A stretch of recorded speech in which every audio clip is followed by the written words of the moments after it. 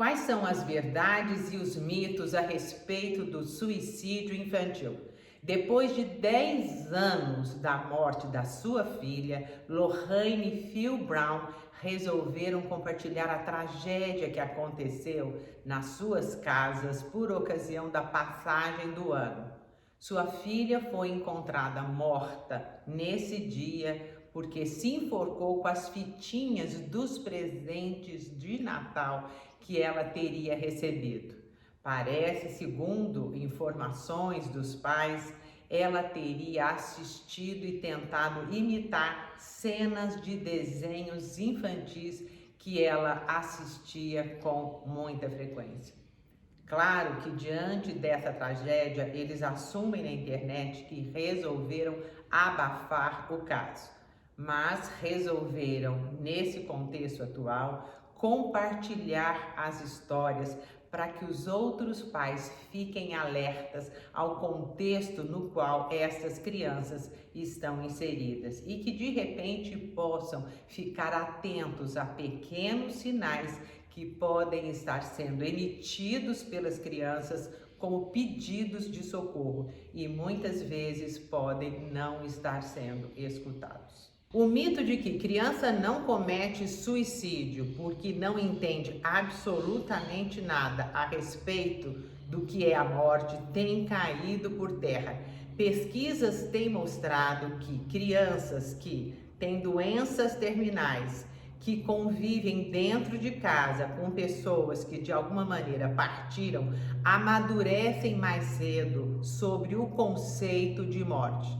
Então, a noção de morte na criança não se encontra vinculada apenas ao desenvolvimento cognitivo, mas se encontra diretamente relacionado também com as experiências de morte vivida no contexto familiar e sobre a noção de morte que a própria família passa para ela.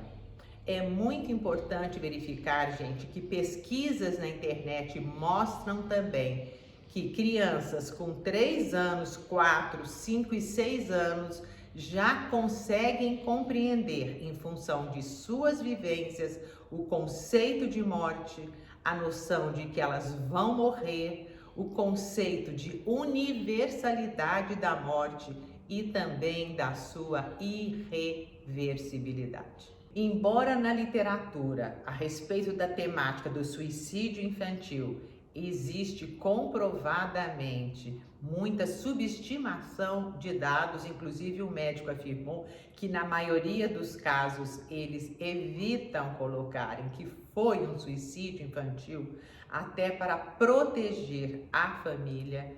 Numa pesquisa que eu encontrei num hospital onde existiam 505 crianças hospitalizadas porque tentaram suicídio, 75% dessas crianças se encontravam na idade entre 6 e 10 anos. Então, quem tem olhos para ver, que veja. Quem tem ouvidos para ouvir, que ouça.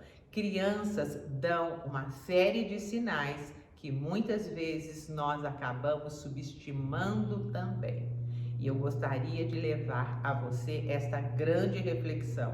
Até que ponto não estamos subestimando o sofrimento de uma criança? Aquilo que muitas vezes objetivamente lhe parece sem sentido, objetivamente tem um sentido e grande existencial. Nesse sentido, se avaliarmos subjetivamente o sofrimento da criança, cai por terra também aquele mito de que criança não sente desejo de morrer. Criança sente desejo de morrer, criança sente solidão, criança sente medo da rejeição, criança teme a violência e a forma como ela vai digerindo todas essas sensações podem gerar comportamento autodestrutivos, inclusive uma baixa resistência a lidar com frustrações. Esses aspectos acabam deixando a criança muito vulnerável.